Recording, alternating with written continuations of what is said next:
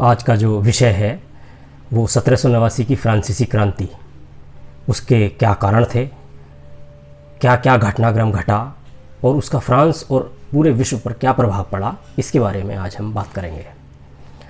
मानव जाति के प्रारंभ से ही हम ये देखते हैं कि हमारी रुचि महान घटनाओं के घटने के पीछे क्या कारण थे, क्या घटनाक्रम हुआ जिसके कारण से भिन्न भिन्न प्रकार के प्रभाव उस देश विशेष और अंतर्राष्ट्रीय परिदृश्य में देखने को मिले। 1789 की फ्रांसीसी क्रांति एक अंतर्राष्ट्रीय महत्व का विषय है और ये संपूर्ण विश्व के लिए एक महान क्रांतिकारी घटना समझी जाती है। क्रांति के कारणों को चर्चा करेंगे, उसका घटनाक्रम सूक्ष्म रूप से उसके ऊपर बात करेंगे और उसके क्या प्रभाव फ्रांस और विश्व पर पड़े इसके बारे में बात करेंगे। तो बात शुरू करते हैं मध्ययुगीन यूरोप से। और मध्ययुगीन यूरोप में भारत की तरह ही सामंती व्यवस्था हर जगह व्याप्त थी, सभी देशों में, चाहे वो ब्रिटेन हो, चाहे वो फ्रांस हो, चाहे वो अन्य स्पेन हो या पोलैंड हो। और मध्य युग की समाप्ति के साथ ही जैसे जैसे सामंती व्यवस्था कमज़ोर हुई वैसे वैसे शक्तिशाली राजतंत्रों का उदय होना शुरू हुआ। भारतीय इतिहास भी इसका अपवाद नहीं है। सामंतवाद, वर्ग विशेष, भ्रष्ट नौकरशाही और निरंकुश राजतंत्र के विरुद्ध फ्रांस की 18वीं शताब्दी की मध्यम वर्ग और जनसाधारण ने मिलकर के जो क्रांति की, जो विद्रोह किया, उसी को हम 1789 की फ्रांसीसी क्रांति के रूप में फ्रांस के इतिहास में जानते हैं। बात शुरू करते हैं फ्रांस में हेनरी नवम से। हेनरी नवम 1589 में गद्दी पर बैठे और 1610 तक इन्होंने शासन किया। यही वो व्यक्ति था जिसने फ्रांस को यूरोप में एक शक्तिशाली देश के रूप में उभरने में सहायता प्रदान की। अर्थात फ्रांस की राज्य क्रांति के समय सभी लोग जानते हैं कि फ्रांस में बूरबन वंश का शासन था और हेनरी नवम ही वो व्यक्ति था जिसने फ्रांस में 16वीं शताब्दी के अंतिम चतुर्थांश में फ्रांस में इस राजवंश की, बूरबन राजवंश की स्थापना की थी। यह राजवंश भारत में मुगलों की तरह लगभग 200 वर्षों तक फ्रांस में सत्तासीन रहा और इसके बाद इसका पुत्र लुई 13वां गद्दी पर बैठा। लुई 13वें के समय में उसने एक बहुत योग्य व्यक्ति रिशलू को अपना मंत्री नियुक्त किया, जिसने फ्रांस में यूरोप की इज्जत बढ़ाने में भारी योगदान अपना दिया। बूरबन वंश के बारे में यूरोप के इतिहास में एक महत्वपूर्ण बात ये प्रसिद्ध है कि they never forget anything, they never learn anything, क्योंकि ये जो बूरबन वंश था मुगल सम्राटों की तरह ही अपने आप में स्वयं सिद्ध राजा लोग थे और वो किसी भी घटना से, किसी भी पुराने शास्त्र से, किताब से या समाज से कोई भी नई बात सीखने को तैयार नहीं थे। लुई 14वां जो कि 1643 में गद्दी पे बैठा, वो इतना दम्भी व्यक्ति था कि वो कहा करता था कि आई एम द स्टेट, अर्थात मैं ही राज्य हूँ। तो एक प्रकार से जो राजा के दैवीय अधिकार हैं, divine rights of the king है, वो लुई 14वें ने फ्रांस की राजनीति में इंसर्ट किए। इसके बाद हम देखते हैं कि इसकी मृत्यु के बाद इसका अगला जो उत्तराधिकारी गद्दी में बैठा उसको हम लुई 15वें के नाम से फ्रांस के इतिहास में जानते हैं। और जिस वक्त ये गद्दी पर बैठा उस समय केवल इसकी आयु 5 वर्ष की थी।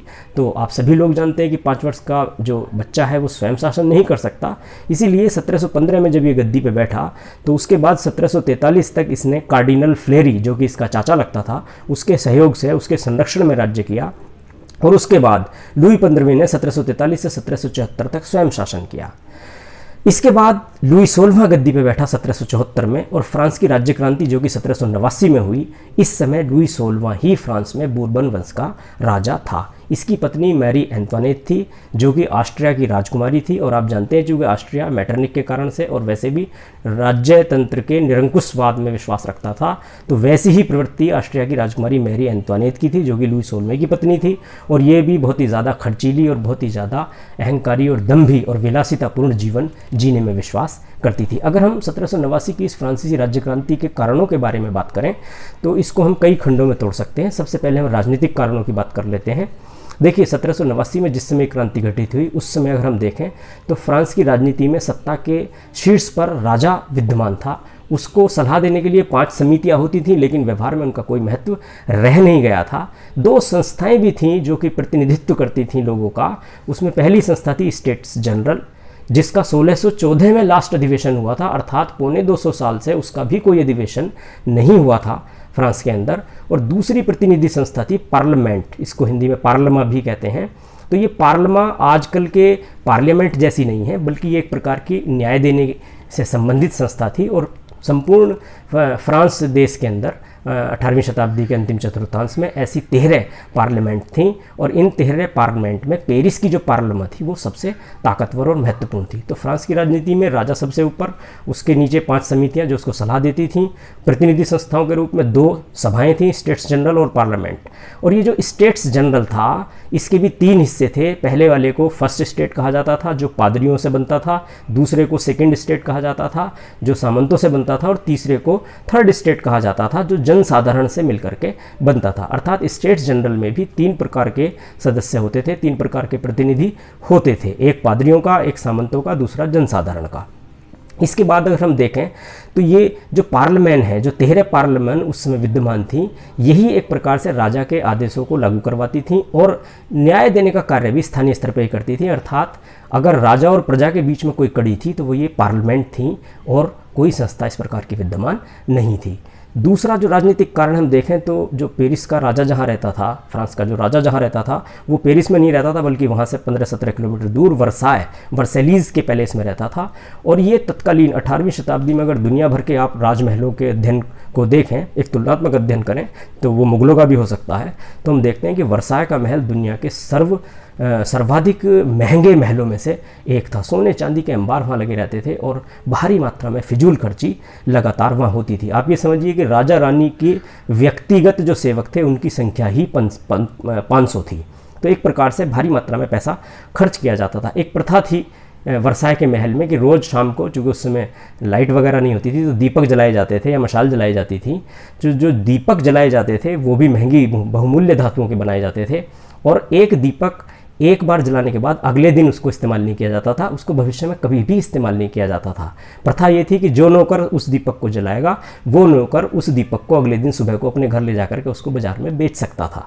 तो एक अनुमान है कि ऐसे बहुमूल्य धातुओं के दीपक बेचने से ही प्रत्येक नौकर 1 से 1.5 लाख रुपए तत्कालीन फ्रांस की मुद्रा के रूप में कमा लेता था। तो फिजूल खर्ची का हद ये था। इस प्रकार से हम आगे बढ़ें तो राजनीतिक रूप में सब जगह लाल फीता शाही थी, जिसे हम रेड टेपिज्म कहते हैं, और अभिजात वर्ग की, राज्य से संबंधित राज परिवार के लोगों की, राजा की, रानी की जो अपव्ययता थी वो बहुत ही भयंकर स्तर पर थी। रानी अंतोनेट के बारे में बहुत सारी कहानियाँ प्रचलित हैं। केवल आप इस बात से ही समझ सकते हैं कि प्रत्येक हफ्ते वो 4 जोड़ी नए जूते और 4 जोड़ी नई सोने चांदी से लदी हुई ड्रेस नई बनवाती थी। एक प्रकार से राष्ट्रीय जो रिसोर्सेज हैं उनका कैसे बेईमानी यूज़ किया जाए, ये रानी अंतोनेट उसका 18वीं शताब्दी में यूरोप के इतिहास में एक बहुत अच्छा उदाहरण है। इसके अलावा हम प्रशासनिक व्यवस्था के दृष्टिकोण से देखें तो संपूर्ण फ्रांस उस समय 36 प्रांत टाइप की संरचनाओं में बटा हुआ था, जिन्हें जनरलिटीज़ कहते थे। I mean to say there were 36 generalities at the time of French revolution in 1789 in France, and the administrator of these generalities is known as intendant. अर्थात 36 ये जनरलिटी होती थी उस समय प्रशासनिक प्रांत की तरह, और इनका जो अधिकारी होता था वो इंटेंडेंट कहलाता था। आप ये समझिए कि 400 प्रकार के कानून, भिन्न भिन्न प्रकार के 400 प्रकार के कानून पूरे फ्रांस में उस समय व्याप्त थे। अर्थात कानूनों में भी कोई एकरूपता विद्यमान नहीं थी। कोई भी प्रशासनिक अधिकारी लेटर ड शैशेट नाम की एक डिग्री निकाल करके किसी भी साधारण व्यक्ति को गिरफ्तार कर सकता था, और उसकी कोई सुनवाई नहीं होती थी, वो अनंत काल तक जेल में रखा जा सकता था। इसके बाद अगर आर्थिक कारणों की बात करें तो 2-3 बातें बताने से बात समझ में आ जाएगी कि 50% जो टैक्स कलेक्ट होता था बूर्बन वंश के दौरान, यानी 1789 के आसपास फ्रांस के अंदर, उसका 50%, आधा हिस्सा केवल राष्ट्रीय ऋण की अदायगी में अन्य देशों को बाहर भेजना पड़ता था। अर्थात प्रशासनिक ढांचे को चलाने के लिए और देश में विकास कार्य को करने के लिए केवल 50% राशि से भी कम बचता था। तो ये आर्थिक व्यवस्था कितनी बढ़िया थी इस बात का परिचायक है। एक दूसरी जो महत्वपूर्ण बुरी प्रथा उस समय थी वो फ्रांस में पदों की बिक्री की जाती थी। ये भारत में भी होता था मुगलों के समय में। तो पदों की बिक्री का मतलब ये था कि जो भी व्यक्ति ज़्यादा बोली देकर के पद ले सकता है वो उसको ले लेता था, और योग्यता उसके पीछे कहीं रह जाती थी। तो कर भी जो कलेक्ट किए जाते थे वो पादरियों से कोई कर नहीं लिया जाता था, सामंतों से कोई कर नहीं लिया जाता था, केवल जनसाधारण ही कर देने के लिए बाध्य था। इसलिए तत्कालीन फ्रांस में बात कही जाती है कि the nobles fight, clergy pray and the common people pay. अर्थात पादरी जो हैं वो केवल प्रे करते हैं, सामंत केवल युद्ध करते हैं, और जो जनसाधारण है वो ही केवल टैक्स देता है। इसके अलावा फिर तीसरे में अगर सामाजिक कारणों की बात करें तो दो विशेषाधिकार और विशेषाधिकार विहीन दो वर्ग हम फ्रांस के सामाजिक जीवन में पाते हैं, जिसको हम हैव्स और हैव्स नॉट के रूप में भी कह सकते हैं। जो हैव्स थे अर्थात जो प्रिविलेज क्लास था उसके अंदर तीन वर्ग थे, सामंत पहले थे, पादरी थे और कुलीन थे। इसी प्रकार से जो हैव्स नॉट यानी कि जो विशेषाधिकार विहीन वर्ग था उसमें मध्य वर्ग था, जिसको फ्रेंच भाषा में बुर्जुआजी कहते थे, शिल्पकार थे दूसरे, और तीसरे किसान थे। तो जो पादरी थे ये फर्स्ट स्टेट कहलाते थे, सामंत जो थे, सामंत फ्यूडल्स या सामंत जो थे ये सेकंड स्टेट कहलाते थे, और जो जनसाधारण था वो थर्ड स्टेट कहलाता था। इस प्रकार से फ्रांस का सारा जो सामाजिक ढांचा था वो भी बेतरतीब से बिखरा पड़ा था उस पर, और उसमें भी कोई सामंजस्य स्थापित नहीं कर पाया था बूरबन वंश।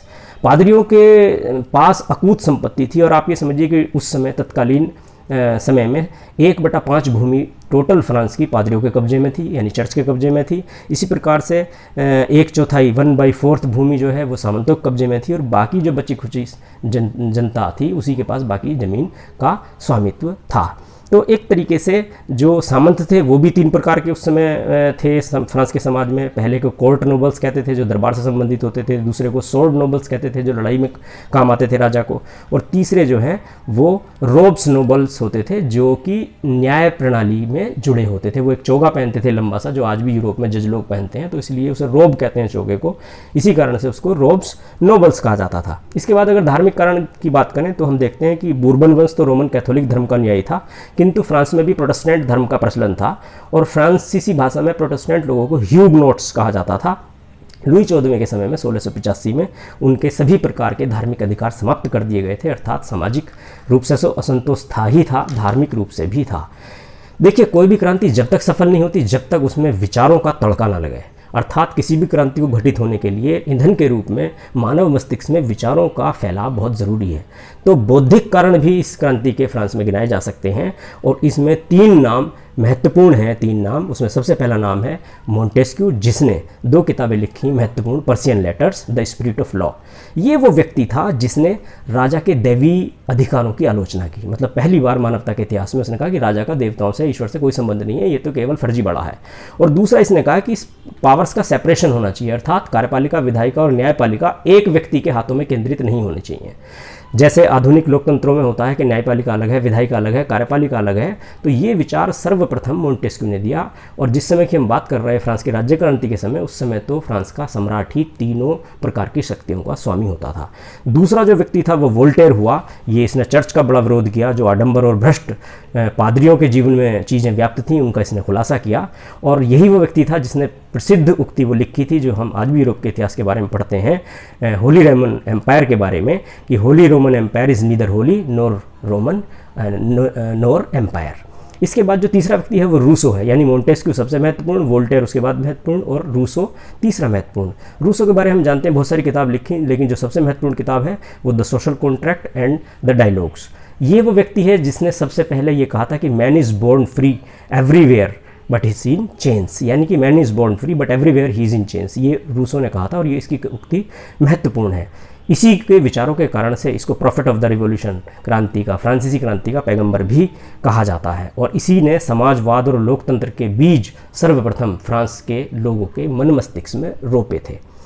छठा कारण अगर हम देखें बौद्धिक कारणों में इन तीन व्यक्तियों के योगदान के अलावा, तो वो अमेरिकी स्वतंत्रता युद्ध का प्रभाव है।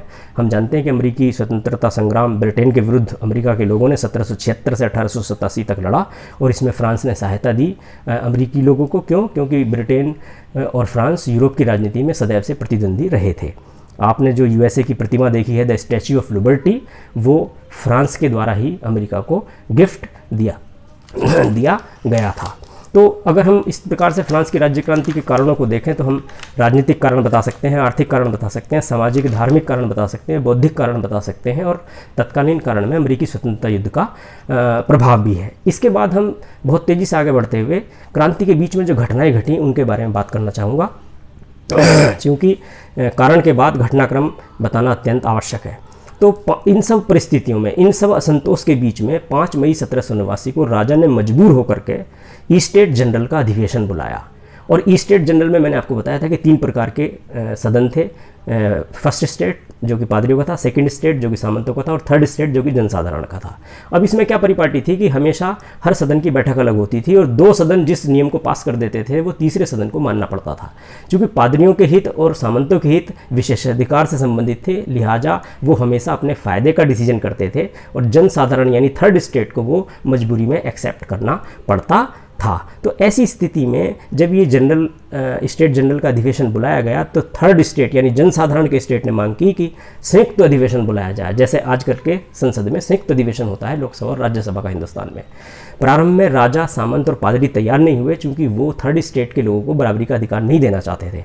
लेकिन आखिरकार में 19 जून को कुछ पादरियों का सहयोग थर्ड स्टेट को मिल गया और इसके बाद राजा भी मजबूर हो गया। उसने कहा कि ठीक है, हम संयुक्त अधिवेशन बुलाएंगे। और थर्ड स्टेट की जो एक विशेष मांग इन्होंने की थी वो ये थी कि चूंकि जनसंख्या के अनुपात के दृष्टिकोण से देखें तो पादरी बहुत कम है, सामंत बहुत कम है, लेकिन उनके प्रतिनिधि बराबर हैं। तो ऐसी स्थिति में कॉमन जो लोग थे उनका जो ये स्टेट जनरल था, थर्ड स्टेट जनरल, इन्होंने कहा कि हमारे सदस्यों की, प्रतिनिधियों की संख्या दुगनी कर दी जाए ताकि संख्या में हम फर्स्ट स्टेट और सेकंड स्टेट के बराबर हो जाएं। तो राजा ने मजबूरी में स्वीकार किया। उसके बाद चुनाव हुए और चुनाव के बाद ये प्रश्न उठा कि अब राष्ट्रीय सभा की या इस स्टेट जनरल की बैठक कहाँ की जाए। तो लोग पेरिस में करना चाहते थे लेकिन राजा नहीं माना, चूँकि उसे तो वर्साय के महल का आनंद ही लेना रहता था हमेशा। तो वर्साय में ये बैठक शुरू हुई, लेकिन राजा, सामंत और पादरी शीघ्र ही जो थर्ड स्टेट के लोग थे, जो चुनाव में जीत के आए थे, जो सुधार चाहते थे, उनसे डर गए और उन्होंने सभा भवन में ताला डलवा दिया। ऐसी स्थिति में 20 जून 1789 को जो राज परिवार के खेलने के लिए मैदान था, वहाँ एक टेनिस कोर्ट बना हुआ था। तो बैली और मोनियर, इन दो लोगों के नेतृत्व में ये थर्ड स्टेट की बैठक शुरू हुई टेनिस कोर्ट में। जहाँ टेनिस खेलने की जगह थी वहाँ इन्होंने बैठक करनी शुरू कर दी, चूँकि सभा भवन का ताला राजा ने लगा दिया था। आखिरकार राजा इस बात से बहुत दबाव में आ गया और उसने 27 जून 1789 को तीनों सदनों की संयुक्त बैठक की मंजूरी दे दी। अब ये स्टेट जनरल ही समझने की बात यह है कि राष्ट्रीय सभा बन गया फ्रांस की राजनीति में, जैसी राजा ने स्वीकृति दी। और बाद में यही राष्ट्रीय सभा ही जब संविधान बनाएगी तो इसी को हम फ्रांस की राजनीति में संविधान सभा के रूप से जानेंगे। लेकिन दुर्भाग्यवश इस समय एक घटना घटी जिससे क्रांति रक्त रंजित हो गई, और वो घटना थी 11 जुलाई 1789 को। लुई 16वें जो कि राजा थे उस समय फ्रांस के, उन्होंने अपने फाइनेंस मिनिस्टर नेकर को बर्खास्त कर दिया। एक व्यक्ति पेरिस में था, कैमाइल देशमोला, उसने इस बात का फ़ायदा उठाया। वो लोकल लीडर था और उसने पेरिस की जनता को ये भड़काया कि राजा क्रांति को कुचलना चाहता है, सुधारों की गति को दबाना चाहता है। और पेरिस में लोग इकट्ठा कर लिए और उन्होंने पेरिस में जहाँ राजा का शस्त्रागार था बास्तील में, उस बास्तील के किले पर अटैक कर दिया। वहाँ का जो गवर्नर था किले का, डिलोने, उसकी हत्या कर दी गई, उसका सिर काट लिया क्रांतिकारियों ने और उसको बर्छी पे रख करके पूरे पेरिस के शहर में घुमाया गया। इस प्रकार से बास्तील के किले के ढहने के साथ ही फ्रांस की राज्य क्रांति, जो अभी तक रक्त रंजित नहीं हुई थी, जिसमें खून नहीं बहा था, अब उसमें गवर्नर डिलोने का सिर बर्छी पर रख करके जब पेरिस में घुमाया गया तो क्रांति रक्त रंजित हो उठी। और इसी परिस्थिति में पेरिस में गवर्नर लाफायते ने पेरिस के शहर की रक्षा के लिए एक नेशनल गार्ड की स्थापना की पेरिस के लोगों की सहायता से। और उन्होंने कहा कि ठीक है, राजा का झंडा नहीं रहेगा, तो जो बूरबन वंश का सफ़ेद रंग का झंडा था उसकी समाप्ति की घोषणा कर दी गई। और इस लाफायते ने नेशनल गार्ड की अध्यक्षता में राष्ट्रीय सभा की सहमति से फ्रांस का एक नया झंडा तैयार किया। बाद में हम देखते हैं कि 1789 से 1791 तक 2 वर्षों तक इस स्टेट जनरल ने, जो राष्ट्रीय सभा बनी, राजा की स्वीकृति के बाद जो राष्ट्रीय सभा से फिर संविधान सभा बनी, इस संविधान सभा ने 2 वर्षों तक संविधान बनाया और इस संविधान को 1791 में फ्रांस को समर्पित कर दिया गया। अब इस घटनाक्रम के बाद इस क्रांति का फ्रांस में या विश्व के पटल पर क्या प्रभाव पड़ा, तो संक्षिप्त रूप में उसको पॉइंट वार दर्शाते हुए देखिए, सबसे पहले जब ये संविधान सभा गठित हुई और इसने निर्णय दिए तो सबसे महत्वपूर्ण मानवता के इतिहास में जो घोषणा हुई मानव अधिकारों की, वो फ्रांस के अंदर हुई। और 27 अगस्त 1789 को इस क्रांति के बाद कुछ मूलभूत मौलिक अधिकारों की घोषणा फ्रांसीसी राजनीति के अंदर क्रांतिकारियों ने की, और वो घोषणा थी समानता, स्वतंत्रता और बंधुत्व का भावना, यानी कि लिबर्टी, इक्वलिटी और फ्रेटर्निटी की जो राजनीतिक अवधारणा आज संपूर्ण संसार में व्याप्त है, वो 3 शब्दों की ये लिबर्टी, इक्वलिटी और फ्रेटर्निटी की अवधारणा इस राज्य क्रांति के द्वारा विश्व को फ्रांस की अमूल्य देन है। चूँकि आजकल का हमारा समस्त मानवाधिकार, समस्त राजनीतिक ढांचा इन्हीं 3 शब्दों के इर्द गिर्द घूमता है। तो सर्वाधिक महत्वपूर्ण प्रभाव, इम्पैक्ट फ्रांस की राज्य क्रांति का 27 अगस्त 1789 को मानव अधिकारों की घोषणा, यानी कि ह्यूमनिज्म का जो विकास बाद में हुआ बाद की शताब्दियों में, उसका बीज इन मानव अधिकारों की घोषणाओं से पड़ा।